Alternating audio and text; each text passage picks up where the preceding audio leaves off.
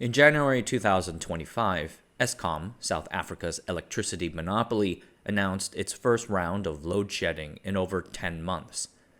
Load shedding basically meaning rolling blackouts to prevent the grid from collapsing. 2024 had been a good year, relatively, just 83 days of load shedding, not too bad after 332 days in 2023 and over 200 days of power cuts in 2022. Eskom is one of South Africa's biggest companies. It is also arguably its most important, and it is in shambles. In this video, the story of a state-owned electricity monopoly that triggered an energy crisis. We have a lot of ground to cover in this video, so forgive me for skipping a few things. The first electric lights came to South Africa's town of Kimberley in 1882, just 2 years after the invention of the incandescent lamp. Arc lamps installed on the Table Bay docks extended the day's working hours. It was claimed that the lamps helped recruit African natives because they flocked to see the lights switch on all at once, without anyone to light them. After this, South Africa's various cities began installing their own street lights and electricity systems. These were set up and operated by small municipal utilities. After a slow start, the industry grew rapidly thanks to the miners, namely the miners of the Witwatersrand gold fields, the world's largest known gold reserves. In the 6,000 years leading up to the 21st century, mankind is known to have mined about 82,000 tons of gold. 34,000 tons of that gold came from South Africa's Transvaal province and Orange Free State, where the Witwatersrand gold fields are. At first, human laborers did the hard work, but the gold fields, though wide and consistent, dipped sharply into the earth at an angle of 60 degrees. This forced the miners to dig ever so deeper. In 1899, the deepest shaft went down 1,100 meters. By 1910, that was 1,850 meters. Moreover, gold as a product is special. Countries at the time tied their currencies to gold, making its international quote-unquote price fixed. So unlike with other mined goods, the gold miners cannot raise their gold prices to compensate for inflating costs like materials or labor. Rising costs and fixed revenues. This forced the gold miners to automate, adopting drills and transport powered by electricity or compressed air. Ventilation fans were installed to cool the miners so they can keep on working. These practices spread to South Africa's rich diamond and coal mines too. Machines were used to mechanically turn over diamond-bearing ores and cut coal. But the gold fields and the powerful gold miners led the way. One private company monopolized the lucrative job of providing the gold miners with their electricity. The Victoria Falls Power Company, a British venture funded with some German money. It started with hydroelectric, but hit its stride in mining and burning coal. As it grew, its size and dominance unnerved many. World War I massively industrialized the Dominion. The need for soldiers created labor shortages. The state coordinated and directed resources into industry and planned production. Disruptions in shipping forced industry to make more things at home. Such trends depend on electricity and capacity grew. The war's end, however, left things in a bit of a slump. So in steps the South African Railways Company. They saw a chance to electrify their trains to save labor and take advantage of cheap power trends in the post-war slump environment. However, they did not want to buy their electricity from the municipal or private providers, the latter especially considering the then already powerful status of the Victoria Falls Power Company. Instead, they wanted a centralized electricity provider run by the state. The state saw other reasons to build such a provider. There was the desire to realize economies of scale in supplying electricity to the cities, industry, and the train networks at cost.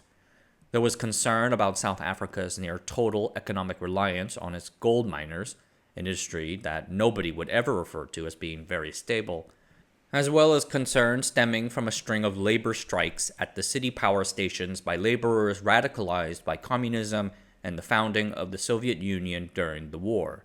Such things plunged the cities into chaos.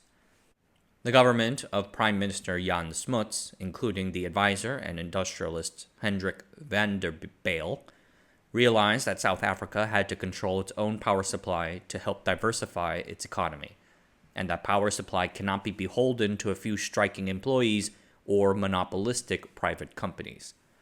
Thus, South Africa passed the Electricity Act of 1922, creating the Electricity Supply Commission, or Eskom, and its overseeing regulatory body, the Electricity Control Board. Eskom is a state-owned company tasked with a mandate. That mandate was to supply electricity to the railways, government, and industry at the lowest possible cost. They cannot make a profit or loss, were exempt from income tax, and raised capital through bonds. The government owned the company, and their commissioners were appointed by the state, but Eskom received a light political touch. The South African government created Eskom to support their vision of state capitalism. After World War I, Jan Smuts and his ministers wanted to diversify their economy away from mining. Eskom and the railways would support that goal with cheap, reliable power and transportation. And to provide another critical input, the government founded the South African Iron and Steel Industrial Corporation, ISCOR, in 1928. In 1932, South Africa went off the gold standard, devaluing its currency. This caused gold prices and gold miner profits to soar. Between 1933 and 1948, electricity consumption grew 5 times over, thanks to the gold mining industry's prosperity, the rising use of electric machines, urbanization, and a big industrialization push leading up to and during World War II. In 1948, Eskom purchased the Victoria Falls Power Company, South Africa's last large privately owned utility.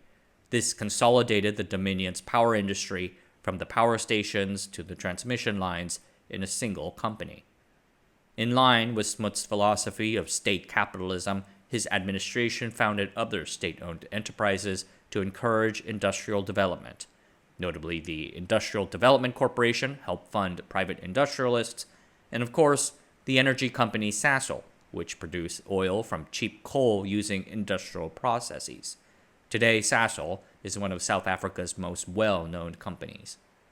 Smuts' administration conceived Sasol, but the company actually began in 1950. By then, a far different administration had taken power. In 1948, Smuts' United Party lost a critical election to the reunited National Party, led by Afrikaner nationalists. I need to compress some 250 years of history into a few minutes. The Afrikaners are descendants of Dutch, German, and French settlers who settled in the 17th and 18th century. Over time, they developed a fiercely independent national identity. In 1806, the British occupied and took over the colony. This created deep conflicts with the Afrikaners, who did not appreciate perceived British efforts to eliminate their identity. Such conflicts led to 2 devastating wars, the second of which was especially brutal. Jan Smuts had been a moderate Afrikaner who aligned South Africa with Britain during the 2 world wars. Internationally, he was much admired, and at home, his policies delivered many economic successes, but at a serious social cost. Life for black South Africans certainly was not great, but it had improved, notably with their increasing employment in semi-skilled jobs. By 1948, 2/3 of such workers were black, threatening the livelihood of less educated white workers. In 1948, the Afrikaners tapped latent white fears of black economic and political aspirations by proposing a system of separation along racial lines. It would limit black migration and protect jobs for poorer whites. The election system then favored whites, rural ones in particular. The reunited National Party, later the National Party after merging with another party, united Afrikaners across all class lines and won a mandate for what we now call apartheid. The National Party ran South Africa for almost the next 50 years. Economy-wise, it was a tale of 2 halves. In the first half, the country's standards of living, for whites anyway, greatly improved. The economy grew, by some accounts phenomenally well, but by other accounts just fairly well, but it grew. Abroad, the Bretton Woods Agreement pegged world currencies to the US dollar and the dollar to gold. This system guaranteed stable gold prices and earned South Africa regular amounts of foreign exchange. At the same time, labor wages were low, thanks to apartheid policies that excluded blacks from certain jobs and tied them to specific areas. This allowed the gold miners to reap substantial profits, raising money from abroad to fund new mines. Exports of other South African items, diamonds, copper, uranium, grew too. At home, South Africa implemented import substitution. High tariffs incentivized companies to build factories in South Africa. In 1933, 0% of the content in a boiler and steam plant was made at home. By 1950, that was 50%, 1968, 85%. All those new factories needed power. In the early years after the National Party takeover, Eskom struggled to meet all this new demand. Eskom did not have enough power plants and could not source enough coal due to political disputes with coal mine owners. Having equipment at the gold mines suddenly shut off due to high loads would not only be financially devastating, but also probably leave a few people dead. So Eskom had to do what was called load shedding, deliberate outages to prevent a total grid collapse. This went on from 1949 to 1951, with 1951 the worst. Spreading the load helped the gold mines cope. They often shut down non-essential equipment, but Eskom still direly needed new power stations. To get the money for it, they turned to the United States and the United Kingdom, which needed South Africa's uranium. Starting in 1951 and continuing over the next few years, the U.S. Export-Import Bank and the predecessor to the World Bank lent tens of millions of dollars to Eskom to meet its capacity needs. The money funded several new power stations located near high-quality coal fields. The coal here was easy to get, thick and shallow. Combined again with cheap and exploited black labor, Eskom ended its power crisis by 1960 to provide some of the world's cheapest power. So that was the first half of National Party rule. The second half did not go so well, sending the country into economic stagnation. For Eskom, things started off hot. In 1971, U.S. President Richard Nixon ended Bretton Woods, freeing global gold prices. By 1974, gold surged to 5 times its 1968 prices. The gold miners boomed. Soon after that, the oil crises of the 1970s sent oil prices sky high, so South Africans adopted electricity. Peak power loads grew between 6 to 16% each year from 1972 to 1982. Eskom's reserve margin, the amount of available capacity above peak demand, fell to just 11% in 1975. Meanwhile, political tensions between white and black South Africans were bubbling to the surface. Protests by black schoolchildren against the teaching of the Afrikaans language in 1974 led to the Soweto uprising in 1976. The South African government responded with brutality, leaving dozens dead. South Africa's political isolation only worsened with its increasingly aggressive military incursions into neighboring Angola. Facing embargoes, the government responded with an industrial push towards self-sufficiency. So, Eskom managers, forecasting 7 to 8% annual demand growth and responding to a call to achieve energy independence to counteract this growing political isolation, embarked on a massive coal power plant building spree. Coal plants popped up across the Mpumalanga Highveld region, taking advantage of the area's rich coal fields. By 1983, Eskom had 11 gigawatts of generating capacity and another 22 gigawatts on order. Unfortunately, Eskom fumbled the expansion. First, their coal plants were getting increasingly larger. Average power plant capacity in the 1950s was 440 megawatts. By the 1980s, 3,600 megawatts. This was done in pursuit of economies of scale, but at the cost of high interest expenses, long lead times, and engineering inflexibility. South Africa's only nuclear power plant, Coburg, was commissioned during this time too, 1976. This was a Framatome design imported from France. I mentioned this sale in a previous video about the French nuclear build-out. As typical of these things, Coburg too suffered delays and cost overruns, costing Eskom $500 million South African rand. Eskom's expectations of economic growth had also been too rosy. In the early 1980s, the gold boom ended. Gold prices reached a peak of $850 per ounce in January 1980.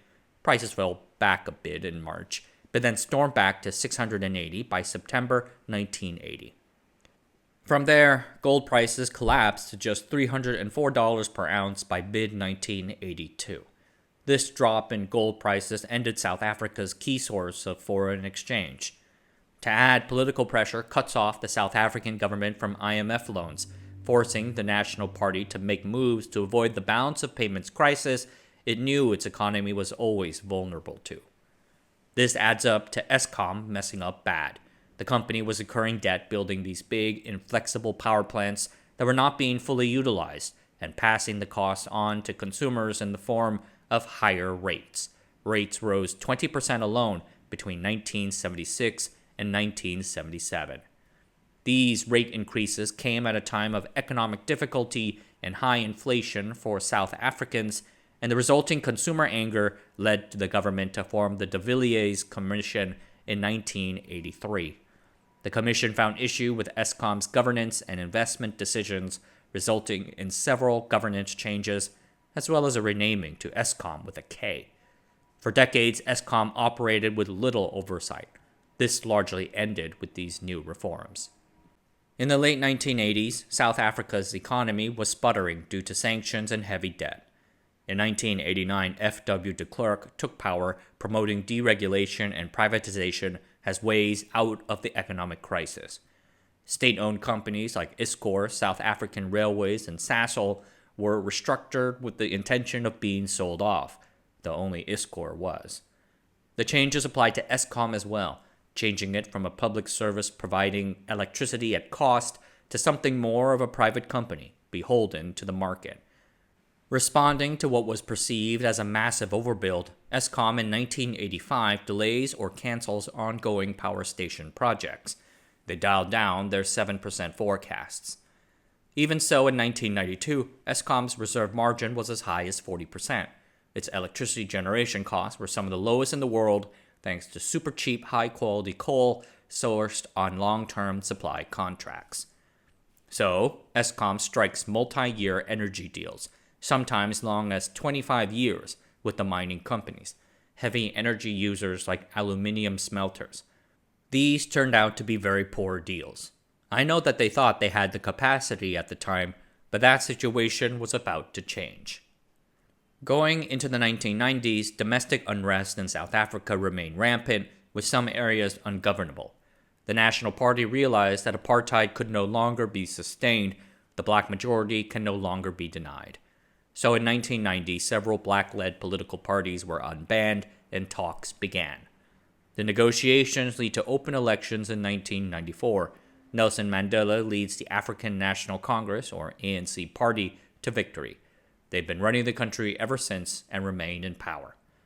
The ANC inherited an Eskom that provided power mostly to mining, heavy industry, and white homes/businesses. Black homes were unconnected. 62% of homes and 86% of schools. So it should be then that one of Eskom's mandates in the ANC era is to connect those black communities. It did this quite well, though it did cost an immense amount of money to build these transmission networks. From 1994 to 2004, Eskom added 2.4 million households to the grid. Black South Africans who never had electricity before can now ditch the candles, buy a hot plate, and maybe even a TV. At the same time, the end of apartheid brings foreign capital back to South Africa. The economy starts growing again. Thanks to these two trends, as early as 1996, Eskom eats up all of its prior spare capacity. The utility soon realizes that it needs to build new power plants. Strangely, the ANC did not allow it to build those new plants. The party, despite its Marxist-Leninist origins, took the line that the electricity market should have more private participation. A 1998 paper envisioned 30% of the country's power coming from the private sector by 2004. In this plan, Eskom would be fully corporatized and then unbundled, with each of its segments facing private sector competitors. its distribution functions be given to 6 regional electricity distributors. For this reason, Eskom was prevented in 1998 from building new power plants. The government thought that work should be carried out by the forthcoming private sector. But this reform plan was never carried out in full. The corporatization part of it was. Eskom became Eskom Holdings, fully owned by the state with a management board and, somewhat importantly, the requirement to pay corporate taxes on its profits. The rest of the plan, however, no. The unions and other political bodies resisted privatization, seeing Eskom as a tool to meet development goals, and the municipal bodies made money from reselling Eskom's electricity. They objected to losing that revenue stream. This policy uncertainty went on until 2004 when the ANC finally said that Eskom would remain a vertically integrated monopoly. That year, the government finally gave Eskom permission to build once more. Eskom started planning to build 2 new large coal power plants. You'll hear about those in a little bit. In the meanwhile, several older plants would be upgraded as a bridge, but it was too late. Demand grew 30% faster than supply between 1997 and 2005, causing Eskom's reserve margin to fall to about 8%, less than half the international standard. Then, in January 2008, heavy rains plunged the country into blackouts. Eskom had earlier switched away from its established coal suppliers in favor of lesser-known mines, mostly black-owned. Stocks had been kept low, presumably to save on storage costs. So when the rains came, the coal turned into sludge, clogging up the chutes and shutting down the power plants. Blackouts ensued, grinding South Africa's mines and economy as a whole to a halt. The national economy lost 2 billion rand a day, estimated, during a global commodity boom, not to mention all the damage done to smaller businesses and residences hit by the mild inconvenience of not having power. The power plants Eskom built in the late 1970s and 1980s are old, requiring maintenance and repair. Replacements are needed. But years had passed since Eskom built a power plant, and amidst all the changes, they had sort of forgotten how to do it. For this reason, amongst others, their first new power plant megaprojects, Medupi and Kusile, turned into boondoggles of near-nuclear magnitude. Eskom estimated in 2005 that it would cost about 93 billion rand, or about 14.5 billion USD, to build 4 new power plants. Medupi and Kusile were the linchpins of this replacement plan. The 2 plants had about 4.8 gigawatts of capacity each and were scheduled to be operational by 2012 and 2013, respectively. But then came the delays and cost overruns. Why? The usual. Inexperienced project management, technical problems leading to expensive rework and imported replacements, labor unrest and strikes, and of course, rampant corruption via inflated contracts and kickbacks. Medupi's 6 units all finally reached operational status in 2021, 14 years after construction began. Kusile also had 6 units, and it took 11 years for the first to deliver power. 1 unit remains under construction even now. Publicly, Eskom says that the 2 units together cost about 307 billion rand, or about $21 billion. An independent energy analyst in 2019 notes that this number ignores additional costs like capitalized interest. That adds an extra $4 billion to give you a mind-boggling $25 billion cost. That's a TSMC fab. Mind you, these 2 projects are not nuclear stations. These are coal power plants, yet they basically bankrupted the company while not delivering power for over a decade. I need to mention the poisoning. Corruption is endemic within Eskom. I don't think that surprises anyone. I mentioned earlier the use of inflated contracts at the Medupi and Kusile projects to siphon off money from the company. In 2019, Eskom appointed Andre de Ruyter, CEO of the firm Nampak, as chief executive of Eskom. He ran the company for 3 years, constantly staggered by the company's problems and constantly getting pummeled politically for trying to deal with them. He later wrote a book about it. In it, he notes Eskom's issues. It was 80% or so reliant on dirty, carbon-heavy coal. Moreover, those coal plants were old and often broke down due to a lack of scheduled maintenance, no money for repairs, and crappy coal input. Yet Eskom did not have the revenue to fix these issues. The reason was more structural. Municipal distributors resold Eskom's power with high markups, restricting the latter's ability to raise rates. Eskom also had trouble collecting back payments from those distributors. All this meant more money had to be borrowed just to pay the interest on all the crippling debt it already carried, creating a debt spiral that Eskom cannot easily escape. One of de Ruyter's defining battles within the company was trying to get them to move away from coal to adopt renewables like solar and wind, not just because they are quote-unquote green, but because he generally believed it would be cheaper than building another big coal plant. It would attract foreign investment and lead to a more resilient grid. But South Africa's existing energy infrastructure has been heavily dependent on coal for over a century now, and pushing against that angered a lot of entrenched interests, some political/ideological, some economic, and others criminal. Perhaps most eye-catching of all, de Ruyter claimed that the company had been infiltrated by multiple criminal syndicates, as many as 4. Working in hand with employees, they thieved coal, copper, and other materials at will, looting as much as R1 billion, or $55 million, a month. The coal value chain is a particular target, its centralization offering huge opportunities for grift. This culminated in de Ruyter's poisoning.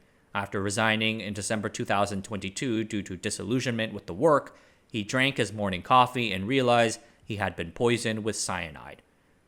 Soon after that, he gave an explosive public interview talking about the criminal rings and even accusing some high-level ANC politicians of being involved. It got him immediately fired. As I mentioned, South Africa endured a record-breaking 330-plus days of load shedding in 2023. That year had been a hot one. Such high temperatures hit Eskom from 2 sides. More South Africans turn on air conditioning, hitting demand, and Eskom's sputtering coal plants don't do so well in high temperatures, hitting supply. Load shedding hit stage 6 levels, meaning 6,000 megawatts of power being cut, resulting to 8 to 10 hour-long blackouts almost daily. In 2023, the South African government declared a state of emergency and took on $14 billion of Eskom's debt. Recognizing that their electoral lives were on the line, the ANC would lose an absolute majority in the 2024 election for the first time ever, they set down a plan to build more capacity and bend the demand curve. The plan involved finishing the final units at the Medupi and Kusile power plants, adding cheap renewables capacity, and incentivizing consumers to invest in private power generation like rooftop solar. A departure from the ANC party's traditional resistance to renewables. De Ruyter recalls one ANC official calling it a Western conspiracy to keep African nations from exploiting their natural resources. And that is not a unique view.